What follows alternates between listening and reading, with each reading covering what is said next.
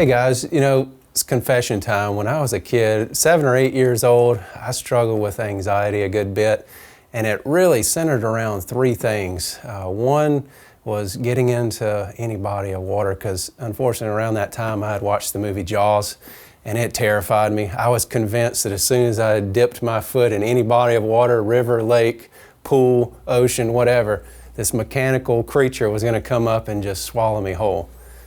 And so I was afraid of sharks. The other thing was burglars. I think I watched another movie where somebody broke in, and I was convinced as an 8-year-old kid that somebody wanted to get in my window and steal my very valuable toys. I don't know why I thought that, but I did. And then the other thing was car wrecks, because when I was young, we were in a car accident. I think we hit a deer. But from then on, I struggled with getting in the car, thinking we were going to get in a wreck every single time.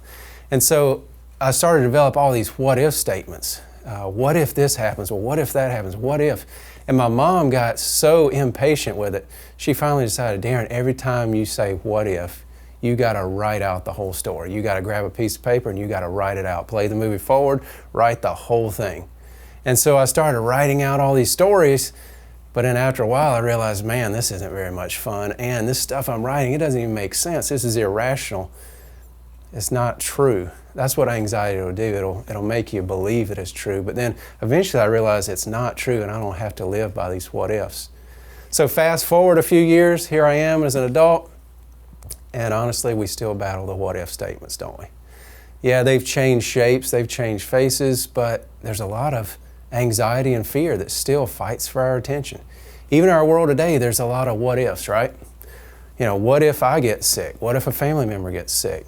What if I lose my job? Some of you have lost your job. What if I can't go back to work? When can I go back to work? How is this going to affect us? How long is it going to last? All these things. And what I've found is when we focus on these what if statements and all the uncertainties, they bring even more stress and worry, anxiety, fear, doubt, confusion, all the above. But when we focus on what we do know, we can find strength, we can find peace, we can find joy and wisdom.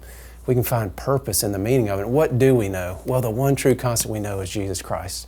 Scripture says He is the same yesterday, today, and forever, that He will never leave us and never forsake us. That is the truth, that He has a plan and purpose for us, that He will always see us through no matter what we're going through.